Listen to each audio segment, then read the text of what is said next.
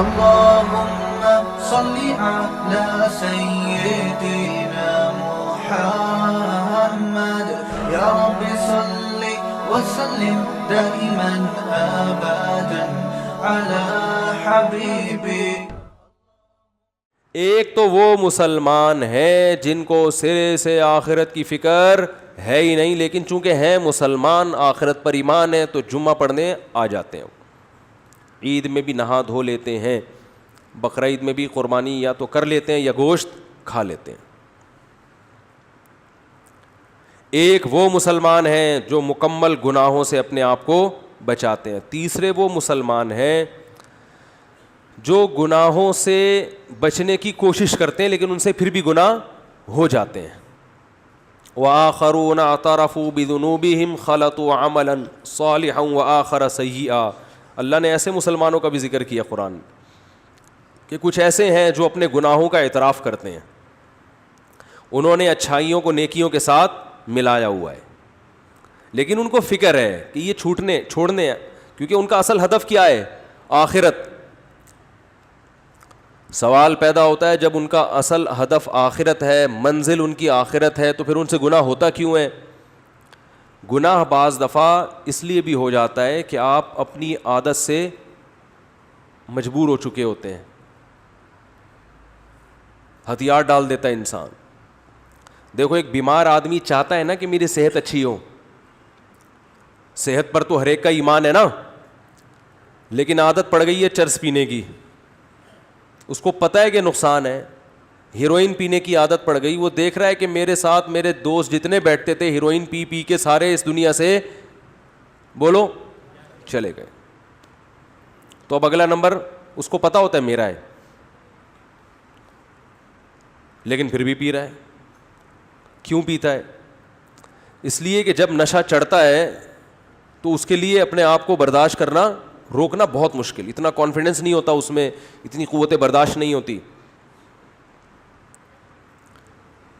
تو اس طرح کے جو گناہگار ہیں یہ صرف چرسی اور ہیروئنچیوں میں نہیں ملیں گے آپ کو، یہ ان لوگوں میں بھی ملیں گے جو مادی نشہ نہیں کرتے، کیونکہ نشہ صرف چرس اور ہیروئن کا نہیں ہوتا، بہت ساری چیزوں کی عادت پڑ جاتی ہے.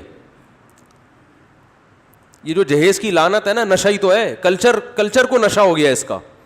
کلچر نے من حیث الکلچر یہ سٹا لگانا، جہیز کا سٹا لگانا شروع کر دیا ہے.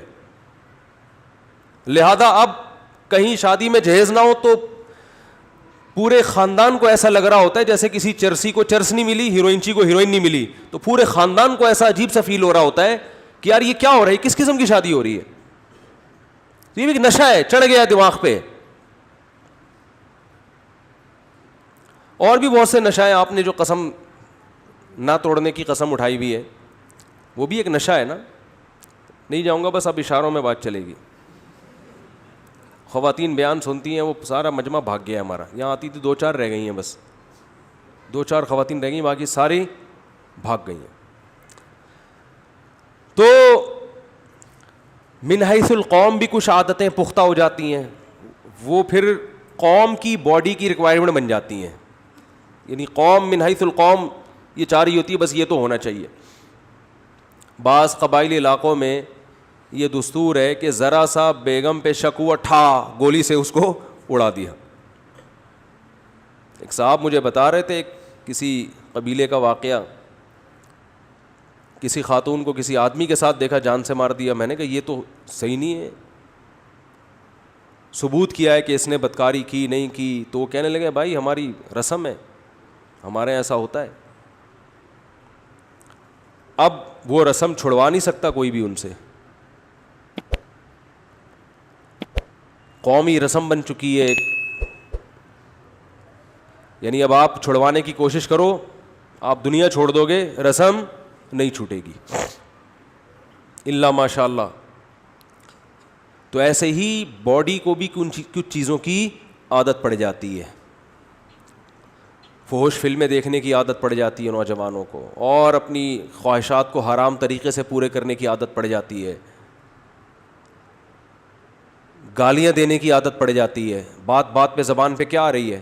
گالی آ رہی ہے. گٹکوں کی عادت پڑ جاتی ہے, پتہ ہے نقصان دہ ہے. دیکھو جو اسلام آپ کو دن میں درجنوں دفعہ مسواک کرنے کا حکم دے رہا ہو, وہ گٹکا آپ کے منہ میں برداشت کرے گا جو وہ مذہب؟ نبی صلی اللہ علیہ وسلم صبح اٹھتے ہی مسواک, ہر نماز میں مسواک, اتنا دانتوں کو صاف رکھ رہے ہیں. تو چلو آپ مسواک نہیں کرتے, اسلام کے حکم کو چھوڑ دیا, یا برش نہیں کرتے, دانت صاف نہیں کرتے, اسلام کے حکم کو چھوڑ دیا, حکم کے اپوزٹ تو نہ چلو نا. آپ نے تو حکم چھوڑا بھی کہ دانت صاف نہیں کر رہے, اوپر سے گندا کرنے کا پورا انتظام. اور گندا بھی ایسا نہیں کہ چلو کوئی روٹیوں یا گوشت پھنسا ہوا ہے, گند گٹکے کے مریضوں کے آپ منہ دیکھا کرو اپنی ذمہ داری پہ. ایسا نہ ہو آپ کہیں کہ مصعب آپ نے مشورہ دیا تو ہم دیکھ رہے ہیں. کیسا گند معذرت کے ساتھ کوئی گٹکے کی مریض بیٹھے ہوئے ہیں بھائی, معذرت جی نہیں, وہ کہیں گے ہم اپنے خلاف تھوڑی سننے کے لیے آئے ہیں, احتیاطاً. تو کس قدر گند بھرا ہوا ہوتا ہے منہ کے اندر, تو یہ اسلام برداشت کرے گا اس گندگی کو جو آپ کو بار بار السواک والتعطر من سنن الانبیاء, رسول اللہ صلی اللہ علیہ وسلم نے فرمایا مسواک یعنی دانتوں کو صاف رکھنا اور خوشبو کا استعمال یہ پیغمبروں کی سنت ہے. سارے پیغمبروں میں یہ چیز کامن تھی. آدم علیہ السلام سے لے کے محمد صلی اللہ علیہ وسلم تک جتنے پیغمبر آئے ہیں سب کے دانت چمکتے تھے, ہر وقت صاف رہتے تھے, اور سب کی جسم سے خوشبو آتی تھی. گٹکے والا اس پیغمبروں کی ان سنتوں کے بالکل اپوزٹ چلتا ہے کہ نہیں چلتا؟ بالکل الٹا چل رہا ہے وہ. لیکن آپ بولو نہیں چھوٹے گا بھائی, عادت پڑ گئی ہے, نماز چھوڑنے کی عادت پڑ گئی ہے. ہمارے ایک دوست تھے, ہم جہاں رہا کرتے تھے نا, تو نماز پڑھنے کے لیے ہم جب مسجد میں آتے تو ہمارے ایک دوست تھے, ان کی ہمیشہ فجر میں ایک رکعت نکلتی تھی, ہمیشہ. ہم ان سے کہتے تھے یار چلو کبھی ہو گیا, روزانہ ہی آپ کی ایک رکعت نکلی ہوئی ہوتی ہے. انہوں نے کہا کیا کروں یار, میں بس جب بھی پہنچتا ہوں یہ ہوتا ہے وہ ہوتا ہے, وہ یہ ہو جاتا ہے وہ ہو جاتا ہے, اور کچھ نہ کچھ ہو ہی جاتا ہے. ہم نے کہا چلو نماز جب 5 منٹ آگے ہوگی تو آپ کو مزید 5 منٹ کا ٹائم مل جائے گا, مزید 5 منٹ کا ٹائم مل جائے گا. تو چلو ابھی گرمیوں میں نماز ذرا جلدی ہو رہی ہے تو رات کو دیر سے سوتے ہوگے, صبح اٹھتے اٹھتے کوئی مسئلہ ہوتا ہوگا. تعویل کرتا ہے نا انسان, دوسرے کے بارے میں تو اچھی تعویل ہی کرنی چاہیے نا. اپنے بارے میں انسان بدگمان ہو, دوسرے کے بارے میں اچھا گمان رکھ. تو ہم اچھا گمان رکھتے تھے, مجھ سے کہتے تھے کوئی بات نہیں. اب نماز جب 5, 10, 15 منٹ آگے ہوگی تو اب آپ کو ٹائم زیادہ مل جائے گا. 5 منٹ بھی آگے ہو گئی تو ایک رکعت تو مل جائے گی نا مزید. لیکن ہم دیکھتے تھے نماز 5 منٹ آگے, وہ بھی 5 منٹ آگے اسی حساب سے. نماز 20 منٹ آگے تو وہ بھی 20 منٹ آگے. اور میرا خیال ہے 15 سال میں نے ان کو اسی حالت میں دیکھا ہے, ہمیشہ ایک رکعت ان کی نکل رہی ہے. یہ بھی نشہ ہے, چرس اور ہیروئن کی طرح, ٹائم پہ نہ پہنچنے کا نشہ. چلو غنیمت ہے پڑھ رہے تھے, یہ بھی بڑی بات ہے. لیکن میں ان سے کہتا تھا جب جو نہیں پڑھ رہا اس پر تو اعتراض نہیں ہوتا, اس لیے کہ وہ تو سست ہے ایک نمبر کا نا, کاہل ہے, اس نے تو پڑھنی نہیں ہے. لیکن آپ نے قربانی تو دے دی نا, نیند قربان ہو گئی, وضو کر لیا, مسجد کی طرف آ گئے, سردی گرمی کا خیال نہیں کیا. تو جب یہ اتنی ٹینشن لینی ہے ہی تو یار 5 منٹ پہلے آ جاؤ. لیکن لت پڑ جاتی ہے انسان کو, حقیقت بتا رہا ہوں میں.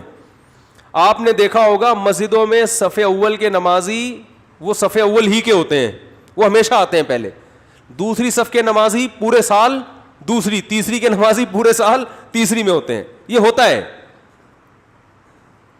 تو زیادہ تر جو گناہ ہوتے ہیں یا جو برائیاں معاشرے میں پھیلی ہوئی ہیں, ان لوگوں کی جو آخرت پر ایمان بھی رکھتے ہیں, آخرت کو بنانا بھی چاہتے ہیں, ان کے زیادہ تر مسائل یہ ہیں کہ ان کو کسی نہ کسی برائی کی لت پڑ چکی ہوتی ہے, عادت پڑ چکی ہوتی ہے, اور وہ اس کو چھوڑنے میں سیریس نہیں ہوتے, اور وہ بس ایک گزر کرتے ہیں یار ہمیں کیا ہو گئی ہے, عادت ہو گئی ہے, ہم سے نہیں چھوٹتی. جس کو جماعت چھوڑنے کی عادت ہو جائے وہ جماعت سے نہیں پڑھتا. جس کو نمازیں قضا کرنے کی عادت ہو جائے اس کے لیے نماز پڑھنا وبال جان ہے. کہہ رہے کیسے پڑھیں, اٹھیں کیسے. ہمارے حضرت مفتی رشید احمد صاحب کی خانقاہ میں ایک صاحب آئے. پہلے تو لوگ بزرگوں کے پاس جا کے اپنی اصلاح کرواتے تھے, ان سے فجر میں اٹھا نہیں جاتا تھا, اور تھے بھی ڈاکٹر. حضرت کو خط لکھا کہ مجھ سے نہیں اٹھا جاتا, میری نیند بہت گہری ہے, کچھ بھی ہو جائے میں نہیں اٹھ سکتا فجر میں. تو آ گئے خانقاہ میں. حضرت نے فرمایا ٹھیک ہے سو جائیں آپ, صبح دیکھتے ہیں. تو نہیں اٹھے صبح. 4 آدمیوں کے ذمے لگایا ان کو اٹھاؤ, لیکن وہ ایسی نیند, بھائی نہیں اٹھا, بھائی نہیں اٹھ سکتا, میں نہیں اٹھ سکتا بھائی, بہت سخت نیند آ رہی. تو 2-4 دفعہ حضرت نے ٹرائی کیا, دیکھا کہ یہ تمیز سے سمجھ میں ان کے بات نہیں آ رہی. تو حضرت کے جنات کی ٹھکائی والے واقعات بھی انہوں نے پڑھے ہوئے تھے. ایک جن کسی طالب علم پہ آ گیا تھا, تو وہ طالب علم بہت ساری جگہوں پر گیا, یعنی اس کے گھر والے لے کر گئے, وہ جن اتر کے نہیں دے رہا تھا نا, اور جن کا کہنا یہ تھا میں بنگلہ دیش سے آیا ہوں, اس کو بنگلہ دیش لے کے جاؤں گا میں. ٹھیک. تو ہمارے حضرت کے ہاں وہ آیا, تو حضرت گئے اس کی خیریت معلوم کرنے کے لیے. تو اس وقت وہ جن اس کے اوپر آیا ہوا تھا. اب جن جب آیا ہوا تھا تو اس نے کہا کہ حضرت پہ حملہ کرنے لگا وہ. تو جنات سے جو ڈرتا ہے نا وہ گیا کام سے, یہ ذہن میں رکھو. حضرت نے آگے بڑھ کے نا, وہ ہوا میں اچھل رہا تھا کمبخت, اصل میں تو طالب علم تھا لیکن اس پہ جن چڑھا ہوا تھا نا, تو وہ ہوا میں اچھل رہا ہے. تو حضرت کا ہاتھ بھی ماشاءاللہ لمبا, لدھیانہ کے پنجاب سے تعلق تھا حضرت کا. ہوتے ہیں نا پنجاب کے بڑے بڑے ماشاءاللہ زمیندار ہوتے ہیں, بڑی بڑی پگڑیاں ہوتی ہیں. تو حضرت کی ہائٹ بھی اچھی تھی, تو ہاتھ بھی لمبا. تو جیسے ہی وہ اچھل کے قریب آیا, حضرت نے ایک زوردار تھپڑ رسید کیا اس کے, اتنی زور سے مارا کہ وہ بے ہوش ہو کے گر گیا. کافی دیر بعد اسے ہوش آیا, اس نے کہا ہم جا رہے ہیں. اس نے کہا ہم جا رہے ہیں. اور وہ حضرت کا تماچا جنات میں مشہور ہو گیا تھا. اس کے بعد بہت دفعہ ایسا ہوا کسی پہ جن آیا. یہ واقعہ حضرت کی کتاب میں بھی لکھا ہوا ہے, یہ ہم نے تو براہ راست سنا ہے. کئی بار ایسا ہوا کہ کسی پہ جن آیا, اس نے حضرت کو فون کیا, تو حضرت نے کہا ٹھیک ہے میں آ رہا ہوں. حضرت جب پہنچے تو بندہ بالکل ٹھیک تھا. اہل خانہ نے بتایا کہ جنات یہ کہہ کر گئے ہیں کہ مفتی رشید احمد صاحب آ رہے ہیں, ہم جا رہے ہیں. مفتی صاحب آ رہے ہیں, ہم جا رہے ہیں. روب بٹھاؤ, روب. واقعہ آئی گیا تو اپنا بھی ایک سنا دوں. کسی پہ جن آیا ہوا تھا ہمارے کسی ریلیٹو پہ. میں تو یہ عاملوں کو مانتا نہیں ہوں, اور نہ ان کے پاس کسی کو لے کے جانے کا مشورہ دیتا ہوں. تو جن پہ آیا ہوا تھا ان کے تعویذ گنڈے تو نکلوا کے ہم نے سارے پھینکوا دیے. ہم نے کہا کچھ بھی نہیں ہے وہ, لیکن وہ سچی مچی کا جن تھا. ٹھیک. تو مجھے دھمکی دے رہا تھا کہ میں تجھے چھوڑوں گا نہیں. اچھا یہ بات بھی ہے تقریباً 2009 یا 10 کی. اس وقت میں بہت ہی باریک تھا. جن لوگوں نے میرا 10 سال پرانا ماضی دیکھا ہے نا, ان کو پتہ ہے میں تو 2013 کے بعد تھوڑا سا جسم پہ گوشت آیا ہے, ورنہ تو کہیں گرتے تھے تو ڈائریکٹ ہڈی شروع ہو جاتی تھی, ڈائریکٹ ہڈی پہ چوٹ آتی تھی. بہت پتلا نہیں, باریک. تو اتنا باریک تھا میں, اور جس پہ جن آیا وہ ماشاءاللہ اچھے خاصے صحت مند تھے. تو اب ایسا نہ ہو مجھے جنات اتارنے کے لیے کال کرنا شروع کر دیں, ہمارے یہاں بھی آیا ہوا ہے آپ آ جائیں. تو میں یہ کام نہیں کرتا. یہ جو میں آپ کو بتا اس لیے رہا ہوں کہ آپ یہی خود ہی کر لو, ٹھیک ہے. وہ شاعر ہیں سلمان گیلانی, بڑا اچھا شعر ہے, شعر تو یاد نہیں آ رہا, اس کا مفہوم یاد ہے. کہ ایک آدمی نے فون کیا کہ تیری بیوی پہ جن چڑھ گیا. کسی کو کہا نا فون کر کے کہ تیری بیوی پہ جن چڑھ گیا, گھر آ. وہ کہہ رہا ہے پنگا جن نے خود ہی لیا ہے, خود ہی بھگتے گا, ہم نے تھوڑی کہا تھا. تو میں گیا وہاں پہ, تو مجھے وہ دھمکیاں دے رہا تھا, آواز بدلی ہوئی تھی اور دھمکیاں دے رہا تھا, میں یہ کر دوں گا, میں یہ کر دوں گا. اب میں بہت ہی باریک تھا, میں نے یہ اپنی آستینیں ایسے کر کے چڑھائیں. حالانکہ ویسے اگر آستینیں اس دنوں میں چڑھاتا نا تو کسی کو خوف نہیں آتا, وہ کہتا ہے یار ابھی تک تو معاملہ چھپا ہوا تھا ہم سمجھے شاید کوئی مسل وسل بنے ہوئے ہوں گے. تو میں نے ایسے آستینیں چڑھائیں. میں نے کہا تیری ایسی کی تیسی. 2-4 دفعہ ایسے دھمکیاں دی ہیں بس. پھر آیت الکرسی پڑھ کے جب پھونک لگاتا تو ایسے لگ رہا تھا جیسے کوئی بہت زور زور سے مار رہا ہے, جن کو ایسے لگتا تھا. تو بھاگ گیا الحمدللہ. تو ان میں یہ کوئی میرا کمال نہیں ہے, یہ کانفیڈنس کا کمال ہے. تو جن کو زیادہ لفٹ بولو نہیں کرایا کریں. اور ان میں اکثر کیسز فیک بھی ہوتے ہیں. ہمارے یہاں ناظم آباد میں ایک نوجوان پہ جن چڑھ گیا تھا, اس نے ادھم مچائی ہوئی تھی. اس کے رشتہ دار اس کو لے کر آ گئے ہمارے استاذ کے پاس کہ اس پہ جن چڑھ گیا کچھ کرو.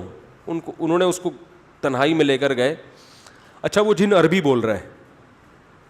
اب یہ حیران ہو رہے ہیں کہ یہ تو رکشا چلانے والا آدمی ہے, لڑکا ہے, عربی کہاں سے آ گئی؟ تو سعودی عرب سے جن آیا ہے. یہ جن آیا کہاں سے؟ عربی جن ہے. تو انہوں نے دروازہ بند کر کے اس کی لگائی ہے طبیعت سے کٹ. بولا مجھے پتا ہے تیرے پہ جن ون نہیں ہے, تو سچ سچ بتا دے معاملہ کیا ہے. جب طبیعت سے کٹ تھوڑی بہت کٹ سے نہیں ہوتا, یہ بڑے ڈرامے باز ہوتے ہیں. طبیعت سے لگی ہے نا کٹ, تو اس نے بولا اچھا مارو نہیں, آپ کو بتا رہا ہوں مجھے کسی سے عشق ہو گیا ہے, میں اپنے اوپر جن کا بہانہ کر کے میں کہتا ہوں اس کے گھر لے کے جاؤ. جب اس کے گھر جاتا ہوں تو میں ٹھیک ہو جاتا ہوں. تو مجھے بار بار بہانے سے محبوبہ کے گھر لے کے جا رہے ہیں. تو انہوں نے کہا کمبخت تو عربی کیسے بول رہے؟ کہہ رہے فضائل اعمال کی جو عربی عبارتیں ہیں وہ رٹ کے یاد کی ہے میں نے. ٹھیک ہے, فضائل اعمال سے جو عربی عبارتیں ہیں نا وہ رٹا لگا لگا کے یاد کی ہیں, اور کچھ عربی وربی نہیں آتی. ہاں تو مفتی رشید احمد صاحب رحمۃ اللہ علیہ کا وہ تماشا مشہور تھا. تو حضرت نے کچھ لوگوں کو ان کے ذمے لگایا کہ اٹھیں. جب نہیں اٹھے نا وہ, تو حضرت نے ان کو بتایا کہ ان سے کہو کہ میں آ رہا ہوں, اور پھر میں وہی تماچا لگاؤں گا جو ادھر لگایا تھا. تو حضرت فرماتے ہیں جیسے ہی میں گیا نا ایک دم تمیز سے اٹھ کے بیٹھے ہوئے.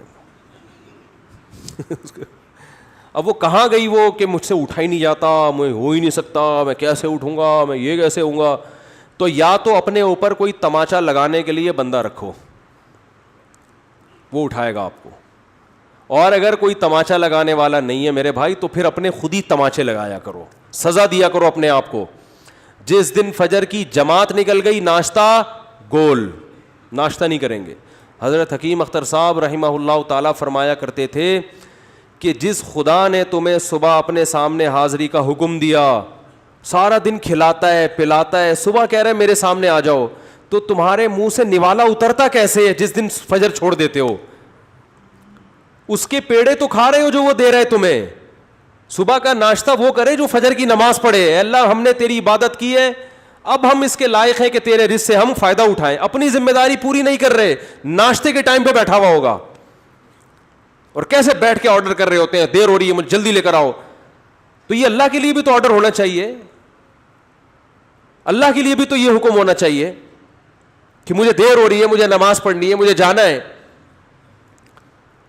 تو جب تک میرے بھائی انسان سنجیدہ نہ ہو اور اپنے آپ کو سزا نہ دے, تو جن گناہوں کی لت پڑ چکی ہوتی ہے وہ گناہ آرام سے چھوٹتے نہیں ہیں, ان میں سیریس ہونا پڑتا ہے, جہاد کرنا پڑتا ہے, ایسے نہیں ہو جاتا وہ. اگر اللہ نہ کرے آپ کو فحش فلموں کی عادت پڑ گئی ہے, نوجوانوں میں یہ مرض بہت پھیل رہا ہے, سزا دو اپنے آپ کو, سزا. بولے یہ کام اگر میں نے کیا تو یہ سستے میں نہیں ہوگا, اس کی پینلٹی لگے گی, سزا دوں گا اپنے آپ کو, میں سستے میں نہیں چھوڑ دوں گا. اگر نماز چھوٹ گئی سزا دو اپنے آپ کو, گالی زبان سے نکل گئی سزا دو اپنے آپ کو. جب سزائیں دو گے تو یہ اس کی علامت ہوگی واقعی آپ آخرت کو چاہنے میں مخلص ہو. ورنہ زبانی دعوے, زبانی باتیں اللہ کے ہاں قابل قبول نہیں ہے.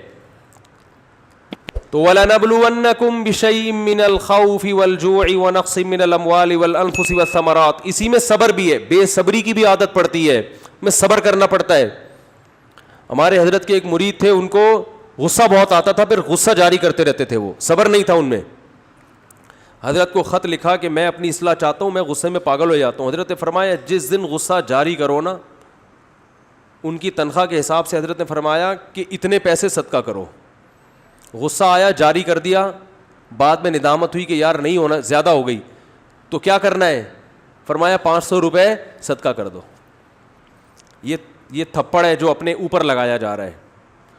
تو شروع میں تو ایسا ہوا کہ بار بار جب صدقہ کرنا شروع کیا تو پھر عادت پڑنا, پھر غصے پہ کنٹرول کرنے کی عادت شروع. ایک صاحب نے حضرت کو خط لکھا, مجھے اپنی بیوی پہ بہت غصہ آتا ہے بلا وجہ, اور اس کو میں حد سے زیادہ پھر ڈانٹتا ہوں. حضرت نے فرمایا کہ جب حد سے زیادہ آپ غصہ کریں نا تو آپ کی سزا یہ کہ بعد میں بیوی سے معافی مانگیں. اب جس آدمی کو بیوی پہ غصہ بہت زیادہ آ رہا ہو, وہ تو تکبر کی وجہ سے آتا ہے نا, یہ ماتحت ہے تو روب جھاڑ رہا ہے, اس کے لیے معافی مانگنا آسان کام بولو نہیں ہے, کیونکہ معافی مانگ کے آپ تو اپنے آپ کو گویا نیچے کر دیتے ہو, رسوا کر دیتے ہو. معافی مانگنا آسان تھوڑی ہے. تو اس نے مجھے بتایا کہ یار یہ کام میرے اوپر اتنا شاق گزرتا ہے کہ اگر میں نے بیوی پہ غصہ کیا تو بعد میں مجھ کو معافی مانگنی پڑے گی. یہ اتنی ٹینشن والا کام تھا میرے لیے کہ میں نے کہا غصہ نہ کرو, یہ آسان ہے, غصہ کر کے بعد میں معافی مانگنا یہ بہت مشکل کام ہے. تو کچھ تو کرے, کچھ آگے قدم بڑھانا پڑے گا میرے بھائی. میں نے کہا تھا نا وہ ڈائری وائری لے کے بیٹھے, تو ہو سکتا ہے اب ڈائری مل گئی ہو آپ کو گھر میں.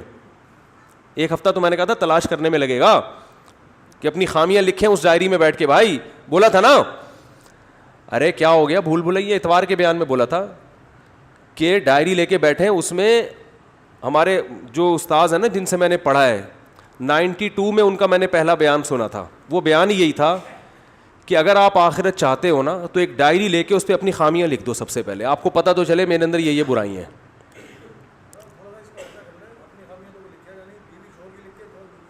ہاں ہوئے تجویز آئی ہے کہ اپنی خامیاں خود نہ لکھیں, بیگم سے کہیں کہ میری خامیاں تم لکھو اور تمہاری خامیاں میں لکھوں گا. اصل میں وہ تو ٹھیک ہے, دوسرا آپ کی خامیاں زیادہ اچھا بتا سکتا ہے, لیکن اس میں پرابلم یہ ہوگی کہ جنگ چھڑ جائے گی. حقیقت ہے, وہ جب کہے گی یہ خامی ہو, کہے گا ہے ہی نہیں ہے یہ تو تمہارا, پھر یہ کہے گا تمہارے اندر یہ خامی. تو سب سے بڑی خامی یہی ہے کہ اپنی خامی ماننا ہی نہیں ہے. تو پہلے اس کی تو اصلاح ہو نا, پھر اس کے بعد اگلا اسٹیپ ہے. تو ڈائری میں بیٹھ کے اپنی خامیاں لکھیں.